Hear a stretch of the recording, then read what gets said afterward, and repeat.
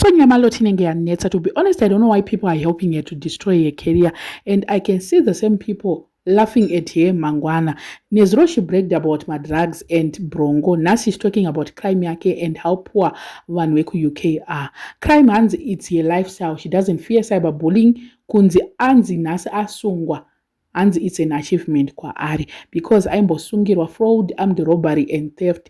Saka kusungirwa cyberbullying kwa ari it's nothing. Anenge achitoona senge achievement and kumwa kwake brongo hanzi it's an achievement because aimboita zvema hard drugs.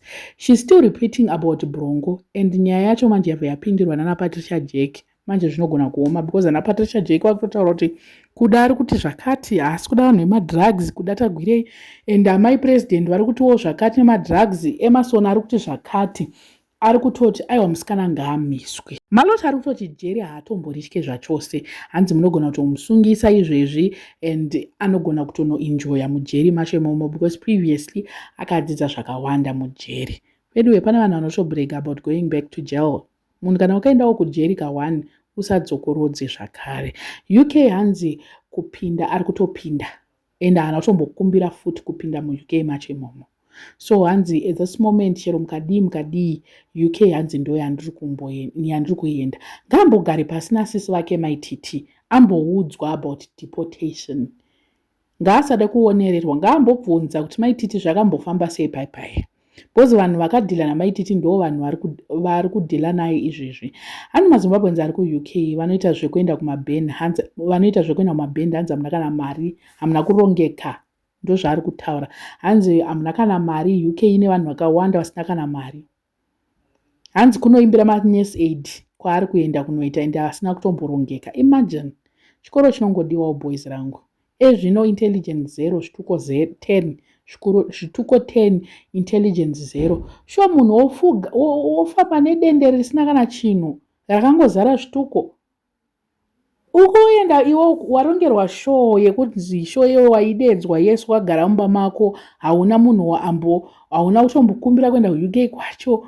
You are saying my promoters akakusendera message then ukabvuma kuenda ikoko ukatopeiwa ukaita sekudhara hanzi handakana basa nazvo because chero hanzi ndikasaenda hanzi ingawani silent kila akaita sei akapiwa mari akasaina. Ndo zvaari kutemba nazvo kakuti mari akatodya kudhara. Hanzi mari ndakatodya kudhara saka whatever chinenge chaitika handina kana basa nazvo. Ndo zvaari kutaura Maloti. Imagine kuti iwo mapromoters acho eY2K yacho akaronga show yakadedza Maloti.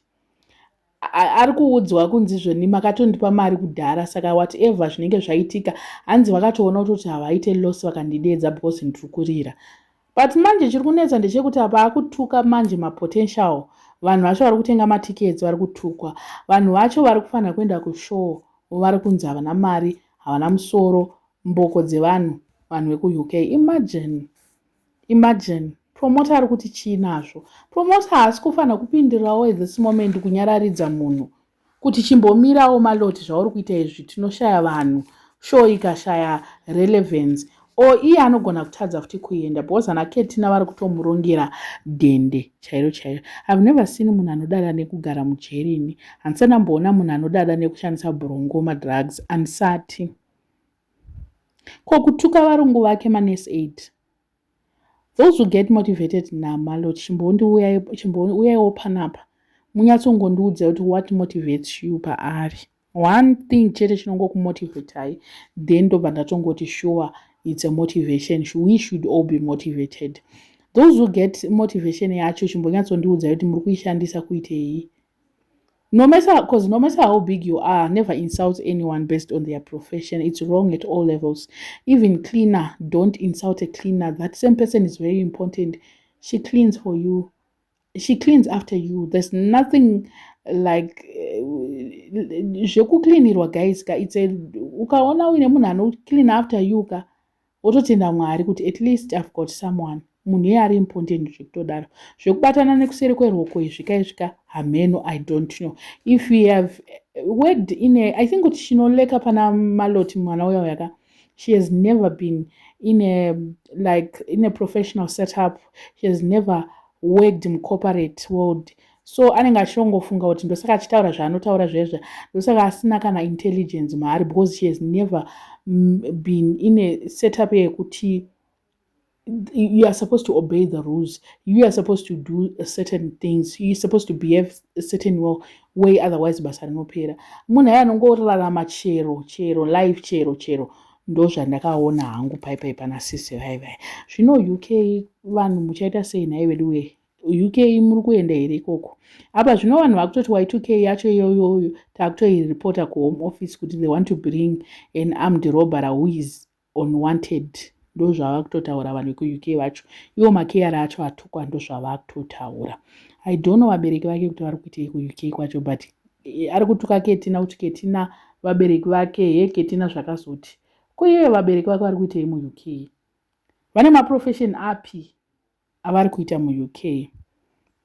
Handizivi hangu. I think kuti Malote at some point she must realize that murume wake ndiye ari kutochengeta mhuri nemusic iyoyo. Iye anongoita madhedhedhe ake, but song music yake chaiyo hatisi kumboiziva, hatiizive, and we don't wish to know that music, because at the end of the day we need people who respect others. Pane vamwe vanhu vari kutochengetwa nemari yekeweki iyoyo. Takatoimirira, we are waiting for mari idzodzo from our families from the UK vari kushanda day in day out, but mumwe munhu ari kutotaura kuti vanhu vari kuuk marombe, havana kana chavanoziva, ye zvakati. It's not fair, it's not fair, it's not even fair. And at the end of the day, you want those people to fork out their money for your show. Vouya kushow kwako ivavo. I don't know what you guys think. Let me know in the comment section what are your thoughts. So subscriber, please make sure that you are subscribed, and see you in my next video.